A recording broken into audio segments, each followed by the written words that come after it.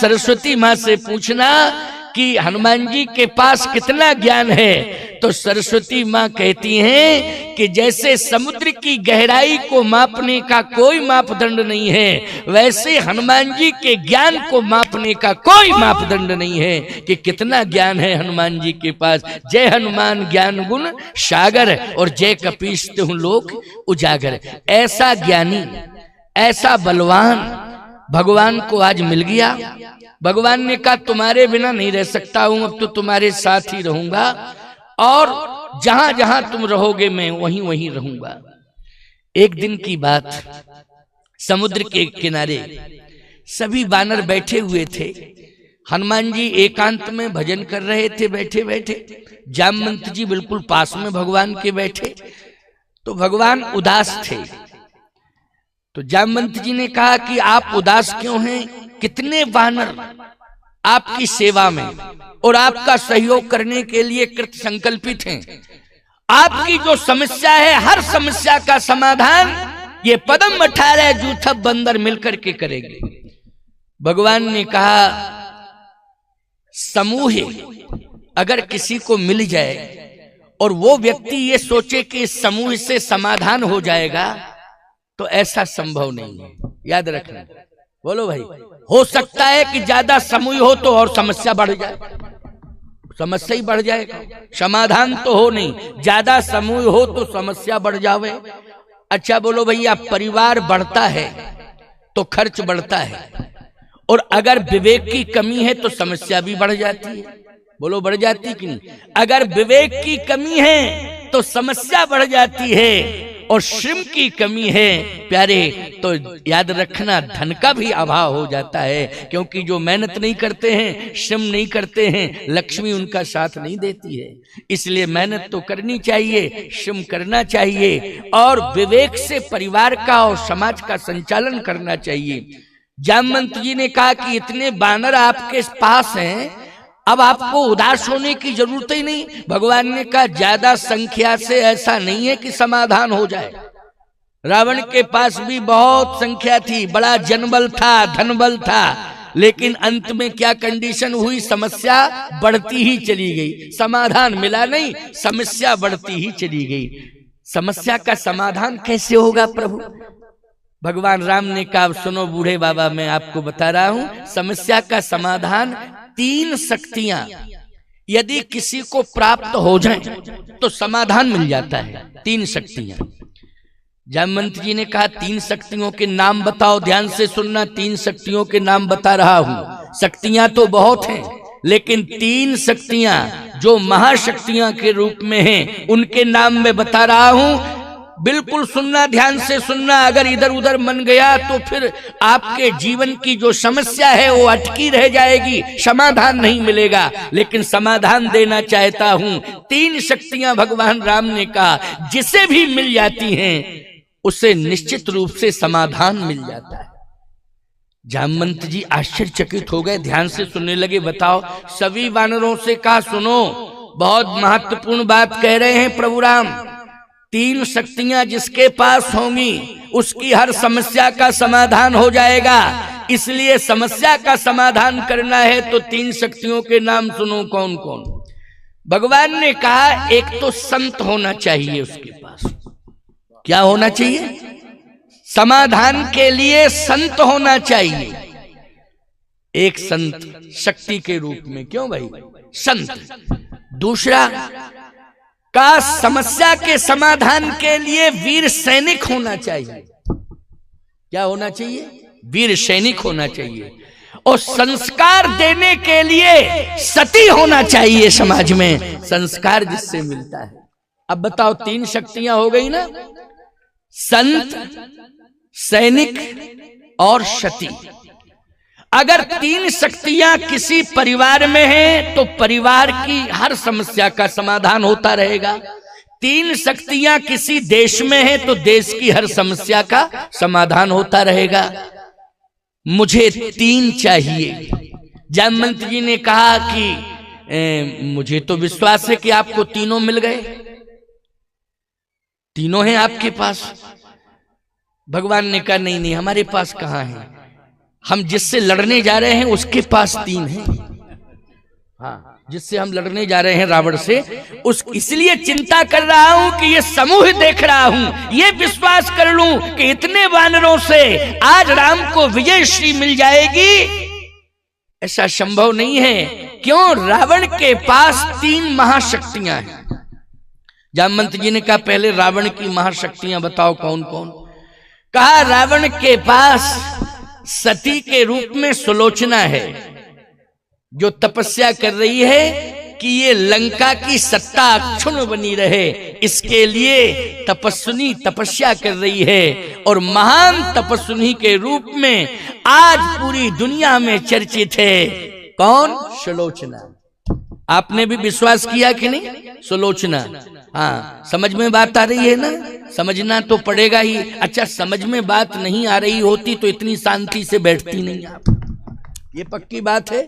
बात तो समझ में आ रही है तभी तो इतनी शांति, सभी बैठे हुए हो। नहीं, आजकल समस्या इसी बात की है कि शांति से कोई बैठता ही नहीं। क्यों भाई? शांति से कोई बैठता ही नहीं। अच्छा, और बैठ भी जाए तो शांति चली जाती है। बोलो, चली जाती कि नहीं?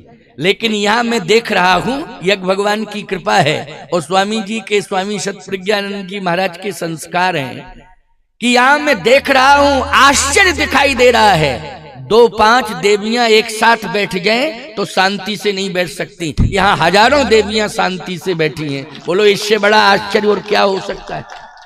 इससे बड़ा आश्चर्य क्या हो सकता है? ये आश्चर्य, ये यज्ञ भगवान की कृपा है और ये संतों के द्वारा दिया हुआ सुंदर समाज में संस्कार है, जिससे आज इतनी संख्या में भी शांति दिखाई दे रही है और शांति से सब सुन रहे हैं। नहीं, आजकल कोई किसी की नहीं सुनता है। कौन सुन रहा है? किसकी सुन रहा है? अच्छा, कहते भी इनसे कि सुनो सुनो सुनो, तो ये कह देती, आप कह देते हमने घर वालों की नहीं सुनी, आपकी क्या सुनी? तब हम क्या कर लेते? बोलो भाई, हम यही कहते, बात तो सही है। लेकिन ऐसे मन को एकाग्र किए हो जैसे संगमरमर की मूर्ति अचल प्रतिष्ठित हो जाती है ना हिलती है, ना डुलती है, ना बोलती है, लेकिन लोग उसका दर्शन करते हैं। क्यों भाई? वो दर्शनीय होती है। इसलिए यहाँ की जनता इतनी भावुक हो गई कि दर्शनीय हो गई। यहाँ की जनता दर्शन करना चाहिए, शिक्षा लेना चाहिए। ये सोशल मीडिया के द्वारा पूरी दुनिया में संदेश जा रहा है। पूरी दुनिया में आपके इस यज्ञ का ये गोकुल तपोवन सिद्ध हो गया है ना? ये बहुत विशाल आश्रम बनने जा रहा है। इसका विस्तार इतना होगा कि गोकुल तपोवन आश्रम में एक दिन सारी दुनिया के लोग आएंगे प्यारे। ऐसा आकर्षण होगा। बस तुम सभी श्रद्धा रखना और जुड़े रहना और सभी का सहयोग होना चाहिए। इतना विस्तार होगा कि एक दिन दुनिया आएगी यहाँ दर्शन करने के लिए। ये अद्भुत गोकुल तपोवन आश्रम होगा। जगन्नाथ पूरी दुनिया जाती है दर्शन करने के लिए। बोलो, जाती है कि नहीं?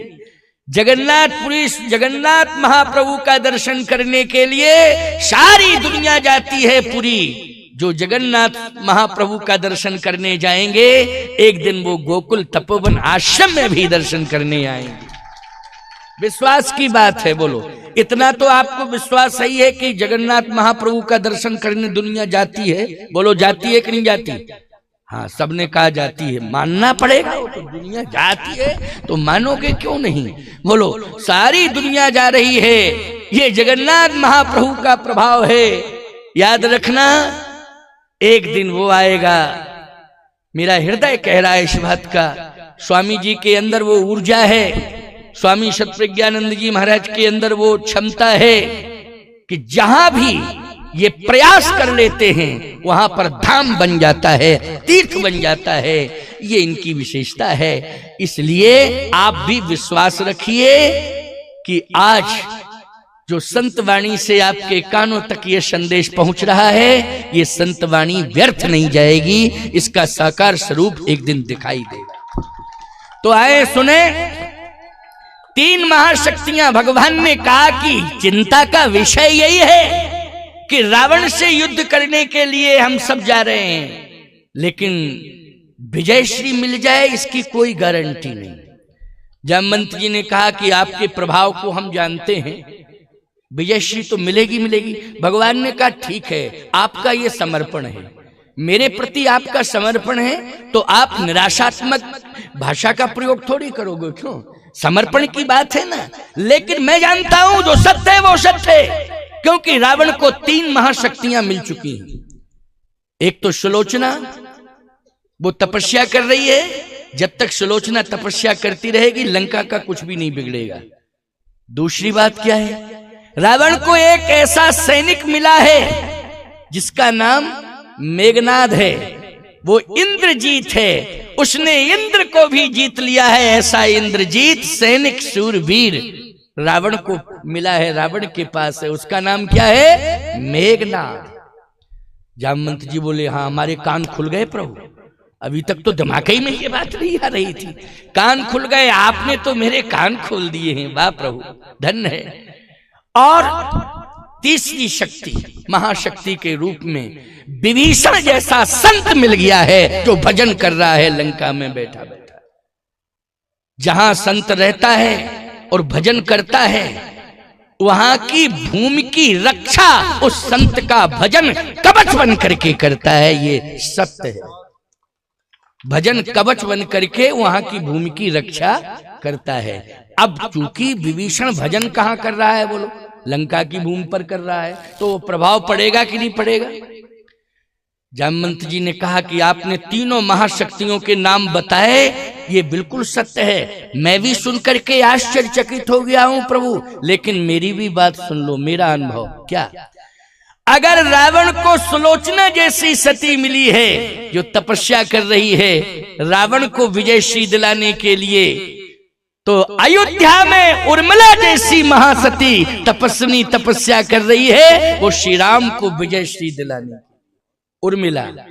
और यदि सुलोचना का पति मेघनाद इंद्रजीत है, बहुत बड़ा वीर है, शूरवीर है, तो उर्मिला का पति लक्ष्मण जो शूरवीर आपकी सेवा में लगा हुआ है, जगमा सखा निशाचर जेते लक्ष्मण हनय निमिषमा तेते। चिंता करने की क्या जरूरत है, मेघनाद को मारने वाला शूरवीर आपके पास है।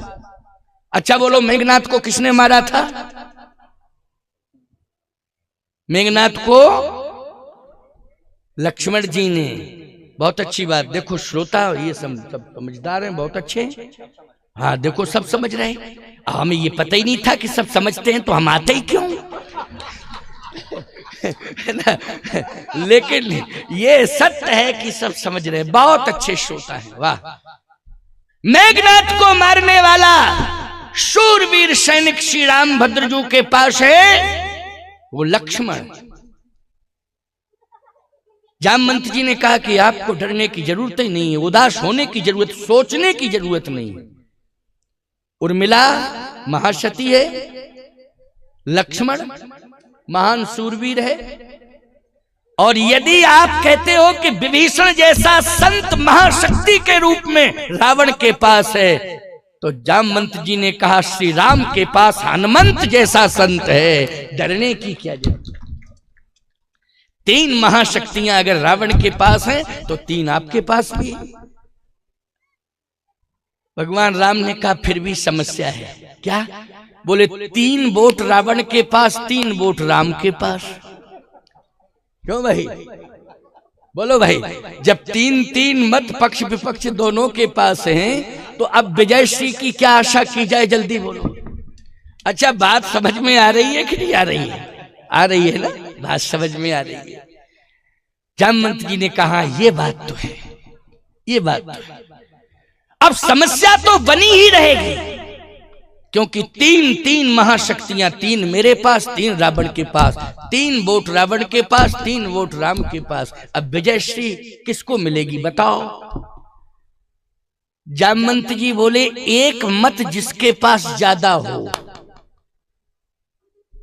ज्यादा हो। भगवान राम ने कहा समस्या यह है कि तीनों में से एको मत की आशा नहीं है, हनुमान जी सुन रहे थे। हनुमान जी बोले आप उदास मत हो, अगर आप कहो तो हम लंका के तीनों बोट ला दें, रावण के पास कुछ बचेगा ही नहीं। ये बात बिल्कुल सत्य है, ये बात बिल्कुल सत्य है। हनुमान जी चाहें तो बोलो इन तीनों को ला सकते हैं कि नहीं? अरे लंका पूरी त्रिकूटई पर्वत के सहित उखाड़ के रख दें लंका को। हनुमान जी ने कहा आप उदास मत हो, मैं तीनों मत लंका के रामादल में लाता हूं, आप आज्ञा दो। भगवान ने कहा हे हनुमंत, राम में और रावण में अंतर होना चाहिए कि नहीं? क्या? रावण ने सीता का हरण किया और यदि तुम सुलोचना को लाओगे तो हरण माना जाएगा। बोलो क्या माना जाएगा? हरण माना जाएगा। माना जाएगा हरण की नहीं?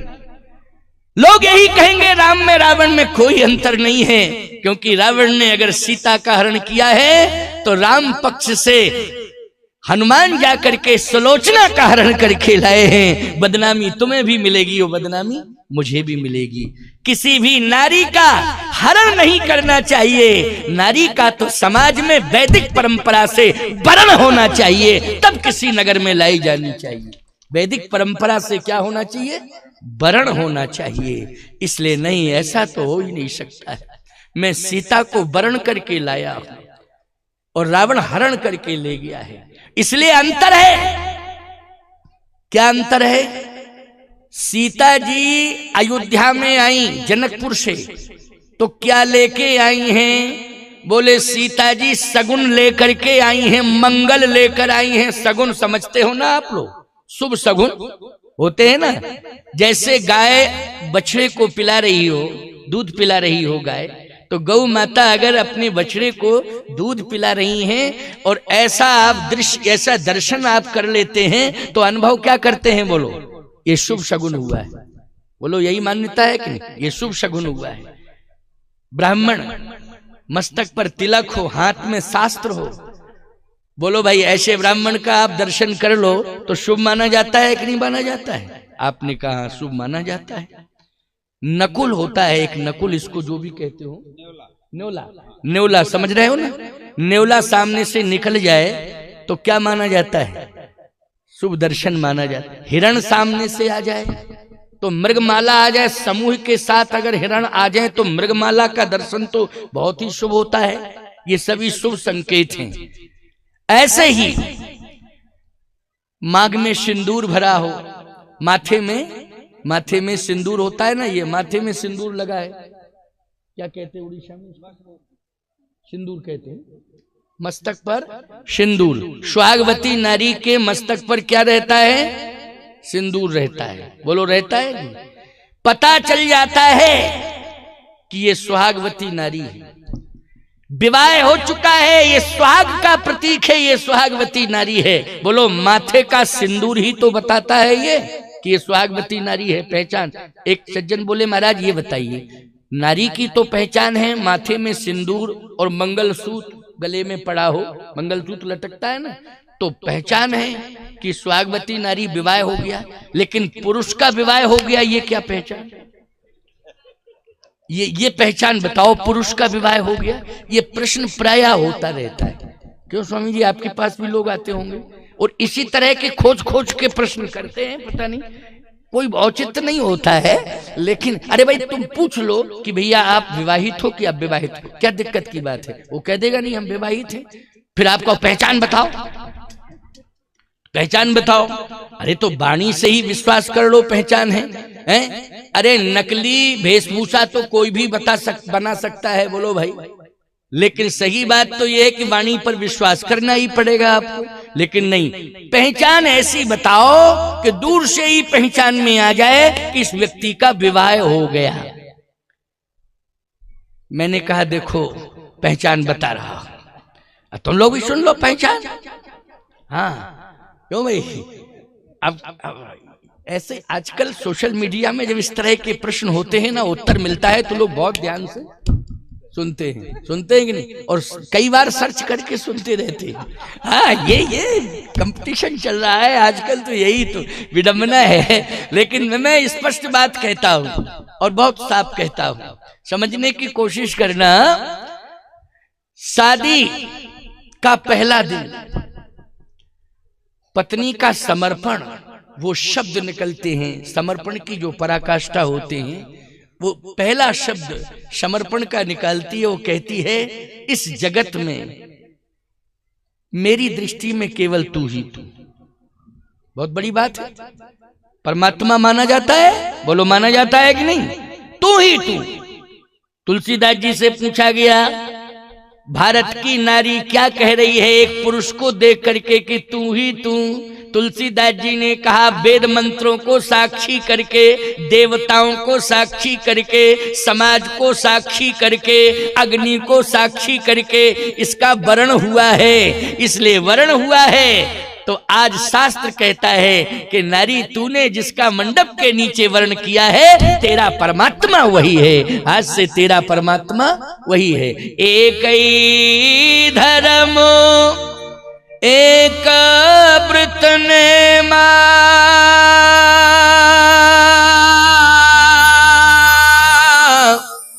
काय बचन मन पति पद प्रेमा। तो ये समर्पण की पराकाष्ठा है कि वो पहली बार मिलती है तो कहती है, मंडप के नीचे हमें ये संस्कार मिले हैं कि तू ही तू। चलो अच्छी बात है। फिर चली जाती है अपने पिता के घर, वो फिर दोबारा आती है पति के घर में। ऐसा चलता है ना आने जाने का क्रम। दोबारा में उसकी भाषा बदल जाती, बस भाषा बदल जाती दोबारा में। आप कहो क्या भाषा बदलती? दोबारा में जब पिता के यहां से पति के घर में आती है तो कहती है, इस संसार में केवल दो ही हैं, तू और मैं, तू और मैं। क्यों भाषा बदल गई कि नहीं बदल गई? दोबारा में भाषा बदली, शब्दों में अंतर आ गया। चलो भाई कोई बात नहीं है, ये भी हम मान रहे हैं कि तू और मैं पति पत्नी में प्रेम है, होना भी चाहिए। लेकिन फिर वो तीसरी बार में अपने पिता के घर जाती है और फिर पति के घर जब लौट के आती है तो भाषा फिर बदल जाती। आपको फिर क्या बदल जाती? पहली बार में केवल पति से कहती तू ही तू, और दूसरी बार कहती है तू और मैं, और तीसरी बार में तो तू तू मैं तू तू मैं तू। क्यों भाई? ये कंडीशन है ना। अब बताओ, ऐसी परिस्थिति में पता लग जाएगा कि नहीं कि विवाह हो गया? बोलो भाई। ऐसी परिस्थिति में 101% क्लियर रिपोर्ट। क्यों? पता लग गया कि विवाह हो गया। क्यों? इनके माथे पर तो सिंदूर चमचमा रहा है, मंगलसूत्र लटका है और तुम्हारा मुंह लटका। पता क्लियर? क्यों भाई? है ना। इसलिए मैं कहना चाहता हूं, ध्यान से सुनना, पति पत्नी में प्रेम होना चाहिए। और प्रेम कब होगा पति पत्नी में? जब संत और यज्ञ दोनों की शरणागति तुम स्वीकार कर लो तो निश्चित रूप से परिवार में प्रेम होगा, पति पत्नी में, बच्चों में, सब में प्रेम होगा, गांव में प्रेम होगा। मैं दावे के साथ कह रहा हूं, ये रुद्र महायज्ञ, इक्यावन कुंडात्मक रुद्र महायज्ञ हो रहा है। ये बहुत बड़ा तपोवन घोषित हो रहा है। मैं आपसे स्पष्ट रूप से कहना चाहता हूं, यज्ञ भगवान के प्रति समर्पित रहना। सभी अबाल वृद्ध नर नारियों से कह रहा हूं, सामूहिक रूप से कह रहा हूं, ग्राम वासियों से कह रहा हूं और क्षेत्र वासियों से कह रहा हूं, गोकुल तपोवन आश्रम के प्रति अपना समर्पण करना। यज्ञ भगवान की कृपा से, संतों के आशीर्वाद से आपके घर में शांति भी रहेगी, आपके घर में सौहार्द, प्रेम, राज्य की स्थापना हो जाएगी। राम राज्य तब आएगा जब प्रेम राज्य की स्थापना होगी। प्रेम राज्य की स्थापना के लिए शांति सौहार्द समाज में बना रहे, इस प्रदेश में बना रहे, देश में बना रहे, इसके लिए हमें यज्ञ भगवान से प्रार्थना करनी पड़ेगी और संतों की आज्ञा को शिरोधारी करना पड़ेगा। ये सूत्र मैंने महत्वपूर्ण दिया है। इसमें जरा भी अगर इधर उधर हुए तो सावधानी हटी और दुर्घटना घटी। इसलिए सावधान होकर के सुनना। भगवान राम ने कहा कि हनुमंत सुनो मेरी बात, बूढ़े जामवंत जी आप भी सुनो, समूचे वानर दल से मैं कहना चाहता हूं, सब ध्यान से सुनना।